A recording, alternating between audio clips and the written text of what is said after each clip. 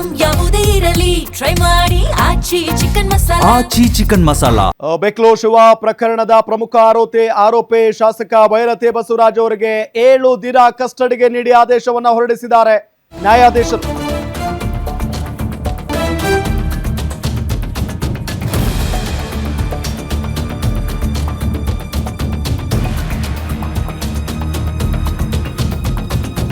ಬೆಕ್ಲೋ Shiva murder ಪ್ರಕರಣಕ್ಕೆ ಸಂಬಂಧಪಟ್ಟಂತೆ ಈ ಪ್ರಕರಣದ ಪ್ರಮುಖ ಆರೋಪಿ ಭೈರತಿ ಬಸವರಾಜ್ ಅವರಿಗೆ 7 ದಿನ ಪೊಲೀಸ್ ಕಸ್ಟಡಿಗೆ ನೀಡಿ ನ್ಯಾಯಾಧೀಶರು ಆದೇಶವನ್ನ ಹೊರಡಿಸಿದ್ದಾರೆ.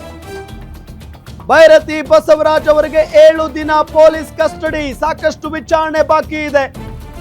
ಕಸ್ಟಡಿಗೆ ನೀಡಿ ಅಂತ ಹೇಳಿ ಸಿಐಡಿ ಪೊಲೀಸರು ಮನವಿಯನ್ನ ಮಾಡಿಕೊಂಡಿದ್ರು ನ್ಯಾಯಾಲಯದಲ್ಲಿ. ವಾದ ಪ್ರತಿವಾದವನ್ನ ಆಲಿಸಿದಂತ ನ್ಯಾಯಾಧೀಶರು ಇವತ್ತು ಆದೇಶವನ್ನ ಹೊರಡಿಸಿದ್ದಾರೆ. ಶನಿವಾರದವರೆಗೂ ಭೈರತಿ ಬಸವರಾಜ್ ಪೊಲೀಸ್ ಕಸ್ಟಡಿಯಲ್ಲಿರ್ತಾರೆ. ಬಹಳ ವಿಚಾರಣೆ ಮಾಡೋದಿದೆ. ಯಾಕೆಂತ ಹೇಳಿದ್ರೆ ಈ ರಿಯಲ್ ಎಸ್ಟೇಟ್ ವಿಚಾರಕ್ಕೆ ಸಂಬಂಧಪಟ್ಟಂತೆ ಬೆಕ್ಲೋ ಶಿವನ ಮರ್ಡರ್ ಆಗಿದೆ. ಸೊ ಆ ಪ್ರಕರಣಕ್ಕೆ ಸಂಬಂಧಪಟ್ಟಂತೆ ಇಲ್ಲಿ ಭೈರತಿ ಬಸವರಾಜ್ ಅವರು ಕೂಡ A5 ಆರೋಪಿ. ಸೊ ಅದಾದ ನಂತರ ಕಣ್ಮರೆಯಾಗಿ ಹೋಗ್ಬಿಟ್ಟಿದ್ರು. ಯಾರ ಕಣ್ಣಿಗೂ ಕೂಡ ಇವರು ಕಾಣಿಸಿಕೊಂಡಿರಲಿಲ್ಲ. ಕೇಸ್ ದಾಖಲಾದ ದಿನದಿಂದ ಕೂಡ ಇವರು ಸಿಕ್ಕೇ ಇರಲಿಲ್ಲ. ಸೊ 7-8 ತಿಂಗಳ ನಂತರ ಇವರು ಸಿಕ್ಕಿರೋದು. ಸೊ ಅದಾದ ನಂತರ ನೇರವಾಗಿ ಕೋರ್ಟ್ಗೆ ಹಾಜರುಪಡಿಸಲಾಗಿತ್ತು. ವಾದ ಪ್ರತಿವಾದ ಆಯಿತು. ಕಸ್ಟಡಿ ಕೊಡಿ ಅನ್ನೋ ನಿಟ್ಟಿನಲ್ಲಿ ಮನವಿಯನ್ನ ಕೂಡ ಮಾಡಿಕೊಂಡಿದ್ರು ಪೊಲೀಸರು. ಸೊ ಅದಾದ ನಂತರ ಇವರಿಗೆ ಏನೋ ಪ್ರಾಬ್ಲಮ್ ಆಗಿದೆ ಹೆಲ್ತ್ ನಲ್ಲಿ ಅಂತ ಹೇಳಿ ಜಯದೇವ ಆಸ್ಪತ್ರೆಯಲ್ಲಿ ಟ್ರೀಟ್ಮೆಂಟ್ ಕೂಡ ಕೊಡಿಸಲಾಯಿತು 2 ದಿನಗಳ ಕಾಲ. ಇವತ್ತು ನೇರವಾಗಿ ಜಯದೇವ ಆಸ್ಪತ್ರೆಯಿಂದ ಇವರನ್ನ ಕೋರಮಂಗಲದಲ್ಲಿರುವಂತ ಜಡ್ಜ್ ನಿವಾಸಕ್ಕೆ ಕರ್ಕೊಂಡು ಹೋಗಲಾಯಿತು. ಸೊ ಅಲ್ಲಿ ಆದೇಶ ಹೊರಡಿಸಲಾಗಿದೆ. ಈಗ 7 ದಿನಗಳ ಕಾಲ ಪೊಲೀಸ್ ಕಸ್ಟಡಿಯಲ್ಲಿರ್ತಾರೆ.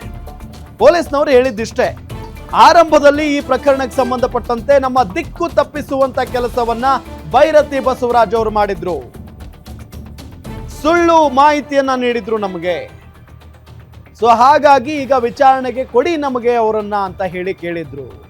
ಸೊ ಅದರಂತೆ ಈಗ ನ್ಯಾಯಾಧೀಶರು 7 ದಿನಗಳ ಕಾಲ ಭೈರತಿ ಬಸವರಾಜ್ ಅವರನ್ನ ಕಸ್ಟಡಿಗೆ ನೀಡಿ ಆದೇಶವನ್ನ ಹೊರಡಿಸಿದ್ದಾರೆ. ಇದು ಸಹಜವಾಗಿ ಹೆಂಗಾಗ್ತಾ ಇದೆ ಅಂತ ಅಂದ್ರೆ ರಾಜಕೀಯ ಸ್ವರೂಪವನ್ನು ಕೂಡ ಪಡ್ಕೊಳ್ತಾ ಇದೆ. ಎಲ್ಲೊಂದ್ ಕಡೆ ರಾಜಕೀಯ ದುರುದ್ದೇಶ, ಹಂಗಾಗಿನೇ ಈ ರೀತಿಯಾಗಿ ಮಾಡ್ತಾ ಇದ್ದಾರೆ ನಮ್ಮ ಶಾಸಕರ ಮೇಲೆ ಅಂತೆಲ್ಲ ನಿನ್ನೆ ಏನು ವಿಪಕ್ಷ ನಾಯಕ ಆರ್ ಅಶೋಕ್ ಅವರಾಗಿರ್ಬೋದು, ಇವತ್ತು BY ವಿಜಯೇಂದ್ರ ಅವರು ಮಾತನಾಡಿರೋ ಪರಿಯನ್ನ ನಾವು ಗಮನಿಸಿದ್ವಿ. ಇದೆಲ್ಲದರ ಜೊತೆಗೆ ಈಗ ಯಾವ ರೀತಿಯಾಗಿ ವಿಚಾರಣೆ ನಡೆಯುತ್ತೆ ಹಾಗಾದ್ರೆ ಅನ್ನೋದೊಂದೊಂದು ಪ್ರಶ್ನೆ ಅಂತೂ ಇದ್ದೇ ಇದೆ. ಯಾಕೆಂತ ಹೇಳಿದ್ರೆ ಈ ಪ್ರಕರಣದ ಪ್ರಮುಖ ಆರೋಪಿಗಳಲ್ಲಿ ಭೈರತಿ ಬಸವರಾಜ್ ಅವರು ಕೂಡ ಒಬ್ಬ ಶಾಸಕರ ಹೆಸರು ಒಂದು ಕೊಲೆ ಪ್ರಕರಣದಲ್ಲಿ ತಗಲಾಕೊಳ್ಳುತ್ತೆ ಅಂತ ಅಂದ್ರೆ ಸುಮ್ಮನೆ ಅಲ್ವೇ ಅಲ್ಲ. ಸೊ ಅದರಲ್ಲೂ ಬಹಳ ಪ್ರಮುಖವಾಗಿ ಇವರು ತಲೆ ತಪ್ಪಿಸ್ಕೊಂಡು ಹೋಗಿದ್ರು ಇಷ್ಟು ದಿನಗಳ ಕಾಲ. ಸೊ ಯಾಕೆ ಏನು ಅನ್ನೋ ಒಂದು ಪ್ರಶ್ನೆಯೂ ಕೂಡ ಹುಟ್ಟುತ್ತೆ. ಜೊತೆಗೆ ಬಹಳ ಜನರು ಕೂಡ ಹೇಳ್ತಾ ಇದ್ರು, ಅಕಸ್ಮಾತ್ ಆಗಿ ಶಾಸಕರು ತಪ್ಪಿಲ್ಲ ಅಂತ ಅಂದ್ರೆ ಯಾಕೆ ತಪ್ಪಿಸ್ಕೊಂಡು ಹೋಗ್ಬೇಕಾಗಿತ್ತು ಅಂತ ಹೇಳಿ. ಇದೇ ವಿಚಾರಕ್ಕೆ ಸಂಬಂಧಪಟ್ಟಂತೆ ಡೀಟೇಲ್ಸ್ ಕೊಡ್ತಾರೆ ನಮ್ಮ ಕ್ರೈಮ್ ರಿಪೋರ್ಟರ್ ಗಿರೀಶ್ ಸಂಪರ್ಕದಲ್ಲಿದ್ದಾರೆ. ಗಿರೀಶ್, 7 ದಿನಗಳ ಕಾಲ ಕಸ್ಟಡಿಗೆ ನೀಡಿದ್ದಾರೆ ಅನ್ನೋದು ಗೊತ್ತಾಗ್ತಾ ಇದೆ. ಯಾವ ರೀತಿಯಾಗಿ ವಾದ ಪ್ರತಿವಾದ ಆಯ್ತು, ಜೊತೆಗೆ ವಿಚಾರಣೆ ಹೇಗೆ ನಡೀಬಹುದು ಅಂತ?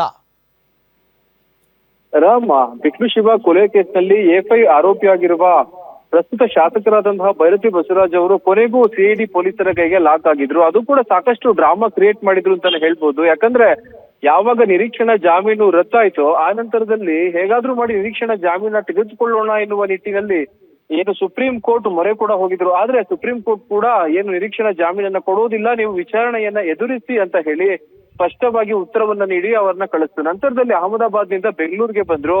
ಬೆಂಗಳೂರಿಗೆ ಬಂದ ನಂತರದಲ್ಲಿ ಕೆಲವೊಂದು ನಾಟಕಗಳನ್ನ ಆಡೋದಕ್ಕೆ ಶುರು ಮಾಡಿದ್ರ ಅನ್ನೋ ಅನುಮಾನ ಕೂಡ ಬರುತ್ತೆ. ಯಾಕಂದ್ರೆ ಇಷ್ಟು ದಿವಸಗಳ ಕಾಲ ಆರಾಮಾಗಿದ್ದಂತಹ ಭೈರತಿ ಬಸವರಾಜ್ ಅವರು ಇದ್ದಕ್ಕಿದ್ದ ಹಾಗೆ ಅವರ ಹಾರ್ಟ್ ರೇಟ್ ನಲ್ಲಿ ಏನು ಆ ರೀಡಿಂಗ್ ಅಂತ ಏನ್ ಹೇಳ್ತೀವಿ ಅದರಲ್ಲಿ ಸ್ವಲ್ಪ ವೇರಿಯೇಷನ್ ಇದೆ. ಹೀಗಾಗಿ ಅವರನ್ನ ಜಯದೇವ ಆಸ್ಪತ್ರೆಗೆ ದಾಖಲು ಕೂಡ ಮಾಡಲಾಗಿತ್ತು. ನಂತರದಲ್ಲಿ ನಿನ್ನೆ ಅವರನ್ನ ಏನು ಜಯದೇವ ಆಸ್ಪತ್ರೆಯಿಂದ ಕರೆದುಕೊಂಡು ಹೋಗಿ ಏನು CID ಕಚೇರಿಯಲ್ಲಿ ಉಳಿಸ್ಕೊಂಡು ಇವತ್ತಿನ ದಿವಸ ಏನು ಜಡ್ಜ್ಗಳ ಮುಂದೆ ಅವರನ್ನ ಸಬ್ಮಿಟ್ ಮಾಡಿರುವಂತದ್ದು. ಅಲ್ಲಿ ಪ್ರಮುಖವಾಗಿ 7 ದಿವಸಗಳ ಕಾಲ ಏನು ರಿಮ್ಯಾಂಡ್ ಅರ್ಜಿಯ ಪ್ರಕಾರ ಸಿಐಡಿ ಪೊಲೀಸರ ವಶಕ್ಕೆ ನೀಡಲಾಗಿದೆ. ಇದು ಮೊದಲನೇ ಮಾಹಿತಿ. ಎರಡನೇದಾಗಿ ಅವರೇ ಸಾಕಷ್ಟು ಮಾಹಿತಿಯನ್ನ ಪಡೆಯುವ ಕೆಲಸವನ್ನ ಸಿಐಡಿ ಅಧಿಕಾರಿಗಳು ಮಾಡೋದ್ರಲ್ಲಿ ಯಾವುದೇ ಅನುಮಾನವಿಲ್ಲ. ಒಂದು ರೀತಿಯ ಡ್ರಿಲ್ ಅನ್ನ ಏನು ಸಿಐಡಿ ಅಧಿಕಾರಿಗಳು ಮಾಡ್ತಾರೆ. ಇನ್ನು ಎರಡನೇದಾಗಿ ಏನು ಯಾವ ರೀತಿ ತನಿಖೆ ನಡೆಯುತ್ತೆ ಅಂತ ನಾವು ನೋಡ್ತಾ ಹೋದ್ರೆ ಏನು ಈ ಹಿಂದೆ ಬಿಕ್ಲಿ ಶಿವ ಕೊಲೆ ಕೇಸ್ ನಲ್ಲಿ ಡೈರೆಕ್ಟ್ ಆಗಿ ಇವರ ಇನ್ವಾಲ್ವ್ಮೆಂಟ್ ಇಲ್ಲ ಅಂತ ಅಂದ್ರೂ ಕೂಡ ಇಂಡೈರೆಕ್ಟ್ ಆಗಿ ಫೋನ್ ಕರೆಯಲಾಗಿರ್ಬೋದು, ಅದೇ ರೀತಿ ಇನ್ಸ್ಟ್ರಕ್ಷನ್ ಗಳನ್ನ ಕೊಡೋ ಮೂಲಕ ಏನು ಆಡಿಯೋ ರೆಕಾರ್ಡ್ ಅನ್ನ ಸಿಐಡಿ ಅಧಿಕಾರಿಗಳು ಹಾಗೂ ಭಾರತೀಯ ನಗರ ಪೊಲೀಸರು ವಶಪಡಿಸಿಕೊಂಡಿದ್ದಾರೆ ಬಿಕ್ಲಿ ಶಿವ ಮೊಬೈಲ್ ನಿಂದ. ಈ ಎಲ್ಲಾ ಸಾಕ್ಷ್ಯಾಧಾರಗಳನ್ನ ಇಟ್ಟುಕೊಂಡು ಅವರನ್ನ ಪ್ರಶ್ನೆ ಮಾಡುವ ಸಾಧ್ಯತೆ ಇದೆ. ನೀವು ಡೈರೆಕ್ಟ್ ಆಗಿ ಇನ್ವಾಲ್ವ್ ಆಗಿಲ್ಲ, ಹಾಗಿದ್ದಲ್ಲಿ ನಿಮ್ಮ ಇನ್ವಾಲ್ವ್ಮೆಂಟ್ ಅಥವಾ ನಿಮ್ಮ ಕಾಲ್ ರೆಕಾರ್ಡ್ ಹೇಗೆ ಬಂತು ಎನ್ನುವ ಪ್ರಶ್ನೆ ಅತಿ ಪ್ರಮುಖವಾಗಿದೆ. ಯಾಕಂದ್ರೆ ಟೆಕ್ನಿಕಲ್ ಎವಿಡೆನ್ಸ್ ಪ್ರಬಲವಾಗಿರುವುದರಿಂದ ಈ ಒಂದು ಕೇಸ್ ನಲ್ಲಿ ಭೈರತಿ ಬಸವರಾಜ್ ಅವರು ಇದಕ್ಕೆಲ್ಲ ಉತ್ತರವನ್ನು ಕೊಡಬೇಕಾಗುತ್ತೆ. ಹೀಗಾಗಿ ಮುಂದಿನ ಶನಿವಾರದ ತನಕ ಏನು ಭೈರತಿ ಬಸವರಾಜ್ ಅವರು ಸಿಐಡಿ ಕಸ್ಟಡಿಯಲ್ಲಿ ಇರ್ತಾರೆ. ಹೀಗಾಗಿ ಸಾಕಷ್ಟು ಬಲಿಷ್ಠವಾದಂತಹ ವಿಚಾರಣೆಯನ್ನ ಅವರು ಎದುರಿಸಬೇಕಾಗಿದೆ. Ram, okay, thank you Girish ತಮ್ಮೆಲ್ಲ ಮಾಹಿತಿಗಾಗಿ. ಗಮನಿಸ್ತಾ ಇದ್ದೀವಿ ಭೈರತಿ ಬಸವರಾಜ್ ಅಂದರೆ ಅವ್ರಿಗೆ ಸಹಜವಾಗಿ ಇದರಲ್ಲಿ ಭಯ ಇದ್ದೇ ಇತ್ತು, ಏನೋ ಒಂದು ಆಗುತ್ತೆ ಅಂತ ಹೇಳಿ. ಸೊ ಹಾಗಾಗಿನೇ ಅವರು ತಲೆ ತಪ್ಪಿಸ್ಕೊಂಡಿದ್ದ ಸಂದರ್ಭದಲ್ಲಿ ಅಥವಾ ನಾಪತ್ತೆ ಆಗಿದ್ದಂಥ ಸಂದರ್ಭದಲ್ಲಿ ಇದೆಲ್ಲವೂ ಕೂಡ ಅವರ ಅರಿವಿಗೆ ಇದ್ದೇ ಇರುತ್ತೆ. ಅಂದರೆ ನಾನೀಗ ಸಿಕ್ಕಿಬಿಟ್ರೆ ಮತ್ತೆಲ್ಲಿ ಸಿಕ್ಕಾಕೊಂಡ್ಬಿಡ್ತೀನೋ, ಮತ್ತೆ ಭಾಳ ಅಂದರೆ ಈ ಒಂದು ಪ್ರಕರಣ ಇದೆಯಲ್ಲ, ಸಣ್ಣ ಪುಟ್ಟ ಪ್ರಕರಣ ಅಲ್ಲ ಇದು. ಯಾಕೆಂತ ಹೇಳಿದ್ರೆ ಹಾಗಲೇ ಒಬ್ಬ ರೌಡಿ ಶೀಟರ್ನನ್ನ ಒಂದು ಗುಂಪು ಬಂದು ಮನಸೋ ಇಚ್ಛೆ ಕೊಚ್ಚಿ ಕೊಲೆ ಮಾಡುತ್ತೆ ಅಂತ ಅಂದರೆ ಸಹಜವಾಗಿ ಬೆಂಗಳೂರಿನಂಥ ನಗರಗಳಲ್ಲಿ ಸಾಕ್ಷಿ ಅಂತೂ ಸಿಕ್ಕೇ ಸಿಗುತ್ತೆ. ಸೊ ಹಾಗಾಗಿನೇ ಇಲ್ಲಿ ಭೈರತಿ ಬಸವರಾಜ್ ಅವರ ಹೆಸರು ಯಾವಾಗ ತಗಲಾಕೊಳ್ತೋ ಆಗ ಗೊತ್ತಾಗಿದ್ದು ಇದು ರಿಯಲ್ ಎಸ್ಟೇಟ್ ವಿಚಾರನೇ ಅಂತ ಹೇಳಿ. ಇದೆಲ್ಲದರ ನಡುವೆ ಕೊಲೆ ಆಗೋದಕ್ಕಿಂತ ಕೆಲವೊಂದಿಷ್ಟು ತಿಂಗಳುಗಳ ಹಿಂದೆ ಇದೇ ಬಿಕ್ಲು ಶಿವ, ಕೊಲೆಯಾಗಿದ್ದಂಥ ಬಿಕ್ಲು ಶಿವ ಪೊಲೀಸರಿಗೆ ಮಾಹಿತಿಯನ್ನ ಕೂಡ ಕೊಟ್ಟಿದ್ದ. ಜೀವ ಬೆದರಿಕೆ ಇದೆ ನನಗೆ, ಇಂತಿಂಥವರಿಂದಾನೇ ಜೀವ ಬೆದರಿಕೆ ಇದೆ ಅನ್ನೋ ನಿಟ್ಟಿನಲ್ಲಿ ಆತ ಹೇಳಿದ್ದ ಪೊಲೀಸ್ನವ್ರಿಗೆ ಅನ್ನೋದೊಂದು ಗೊತ್ತಿರುವಂಥ ವಿಚಾರನೇ. ಸೊ ಅದರಲ್ಲೂ ಬಹಳ ಪ್ರಮುಖವಾಗಿ ಭೈರತಿ ಬಸವರಾಜ್ ಅವರ ಹೆಸರನ್ನು ಕೂಡ ಆತ ಉಲ್ಲೇಖ ಮಾಡಿದ್ನಂತೆ. ಸೊ ಹಾಗಾಗಿ ಈ ಪ್ರಕರಣ ಬಹಳ ತಿರುವುಗಳನ್ನು ಪಡ್ಕೊಳ್ತಾ ಇರೋದು. ಅದರಲ್ಲೂ ಭೈರತಿ ಬಸವರಾಜ್ ಅವರು ಯಾವಾಗ ಕೊಲೆ ಆದ ನಂತರ ನಾಪತ್ತೆ ಆದರೂ ಇನ್ನೂ ಹೆಚ್ಚು ಅನುಮಾನ ವ್ಯಕ್ತವಾಗೋದಕ್ಕೆ ಶುರುವಾಗುತ್ತೆ ಅವರ ಮೇಲೆ. ಸೊ ಹಾಗಾಗಿನೇ ಈಗ ಬಹಳಷ್ಟು ವಿಚಾರಣೆ ನಡೆಯೋದು ಬಾಕಿ ಇದೆ. ಯಾವ ರೀತಿಯಾಗಿ ಪ್ರಶ್ನೆಗಳನ್ನ ಭೈರತಿ ಬಸವರಾಜ್ ಅವರ ಮುಂದೆ ಇಡ್ತಾರೆ ಅನ್ನೋದನ್ನ ಕಾದು ನೋಡಬೇಕಾಗಿದೆ. ಇನ್ನು ಭೈರತಿ ಬಸವರಾಜ್ ಅವರಿಗೆ ಯಾವುದೇ ಆರೋಗ್ಯ ಸಮಸ್ಯೆ ಇಲ್ಲ ಅನ್ನೋದು ಗೊತ್ತಾಗ್ತಾ ಇದೆ. ಹೃದಯಕ್ಕೆ ಸಂಬಂಧಪಟ್ಟಂತ ಯಾವುದೇ ಕಾಯಿಲೆಯೂ ಕೂಡ ಇಲ್ಲವಂತೆ. ಎಲ್ಲಾ ಪರೀಕ್ಷೆಯಲ್ಲೂ ನಾರ್ಮಲ್ ಬಂದಿದೆ ಅನ್ನೋದು ವರದಿ ನೋಡಿಯೂ ಸಿಐಡಿ ಕಸ್ಟಡಿಗೆ ನೀಡಿದ್ದಾರೆ ನ್ಯಾಯಮೂರ್ತಿಗಳು. ಹಾಗಾದ್ರೆ ಸುಮ್ಮನೆ ಅನಾರೋಗ್ಯದ ನಾಟಕ ಮಾಡಿದ್ರ ಭೈರತಿ ಬಸವರಾಜ್ ಅವರು?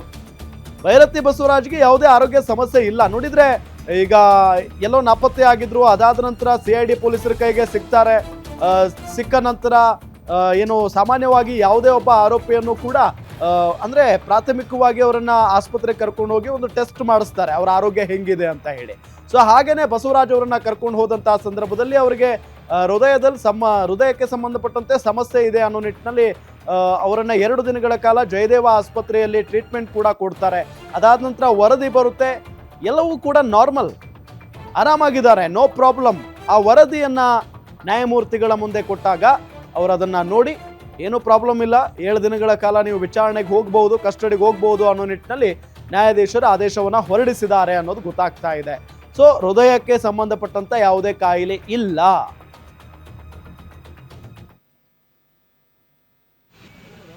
ಕಸ್ಟಡಿಯಲ್ಲಿ ಸಿಐಡಿ ಕಸ್ಟಡಿಯಲ್ಲಿ ಅವರಿಗೆ ಕಳಿಸಲಾಗಿತ್ತು. ಆ ಪ್ರಕಾರ ಅಲ್ಲಿ ಕೂಲಂಕುಷವಾಗಿ ಅವರ ಆರೋಗ್ಯವನ್ನು ತಪಾಸಣೆ ಮಾಡಿ ಒಂದು ವರದಿ ನೀಡಿ ಡಿಸ್ಚಾರ್ಜ್ ಮಾಡಿದ್ದಾರೆ. ಯಾವುದೇ ಆರೋಗ್ಯದ ಸಮಸ್ಯೆ ಇಲ್ಲ. ಬಹುತೇಕ ಎಲ್ಲ ಕಡೆಯಲ್ಲೂ ಕಾಲಂಗಳಿಗೆ ಸಂಬಂಧಪಟ್ಟ ಕಾಲಂಗಳಲ್ಲಿ ಹೃದಯಕ್ಕೆ ಸಂಬಂಧಪಟ್ಟಂತೆ ಇರ್ಬೋದು ಮತ್ತು ಇತರ ಕೆಲವು ಎಲ್ಲನೂ ನಾರ್ಮಲ್ ಅಂತೆ ಕೊಟ್ಟಿದ್ದಾರೆ.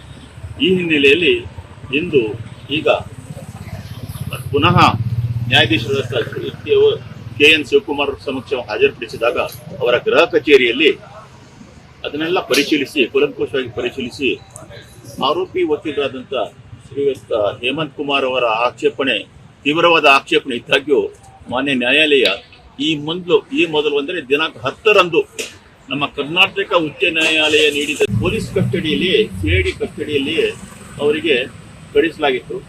ಆ ಪ್ರಕಾರ ಅಲ್ಲಿ ಕೂಲಂಕುಷವಾಗಿ ಅವರ ಆರೋಗ್ಯವನ್ನು ತಪಾಸಣೆ ಮಾಡಿ ಒಂದು ವರದಿ ನೀಡಿ ಡಿಸ್ಚಾರ್ಜ್ ಮಾಡಿದ್ದಾರೆ. ಯಾವುದೇ ಆರೋಗ್ಯದ ಸಮಸ್ಯೆ ಇಲ್ಲ. ಬಹುತೇಕ ಎಲ್ಲ ಕಡೆಯಲ್ಲೂ ಕಾಲಂಗಳಿಗೆ ಸಂಬಂಧಪಟ್ಟ ಕಾಲಂಗಳಲ್ಲಿ ಹೃದಯಕ್ಕೆ ಸಂಬಂಧಪಟ್ಟಂತೆ ಇರ್ಬೋದು ಮತ್ತು ಇತರ ಕೆಲವು ಎಲ್ಲನೂ ನಾರ್ಮಲ್ ಅಂತ ಕೊಟ್ಟಿದ್ದಾರೆ. ಈ ಹಿನ್ನೆಲೆಯಲ್ಲಿ ಇಂದು ಈಗ ಪುನಃ ನ್ಯಾಯಾಧೀಶರಾದ KN ಶಿವಕುಮಾರ್ ಸಮಕ್ಷ ಹಾಜರುಪಡಿಸಿದಾಗ ಅವರ ಗೃಹ ಕಚೇರಿಯಲ್ಲಿ ಅದನ್ನೆಲ್ಲ ಪರಿಶೀಲಿಸಿ ಕೂಲಂಕುಷವಾಗಿ ಪರಿಶೀಲಿಸಿ ಆರೋಪಿ ವಕೀಲರಾದಂಥ ಶ್ರೀಯುತ ಹೇಮಂತ್ ಕುಮಾರ್ ಅವರ ಆಕ್ಷೇಪಣೆ ತೀವ್ರವಾದ ಆಕ್ಷೇಪಣೆ ಇದ್ದಾಗ್ಯೂ ಮಾನ್ಯ ನ್ಯಾಯಾಲಯ ಈ ಮೊದಲು ಅಂದರೆ ದಿನಾಂಕ 10ರಂದು ನಮ್ಮ ಕರ್ನಾಟಕ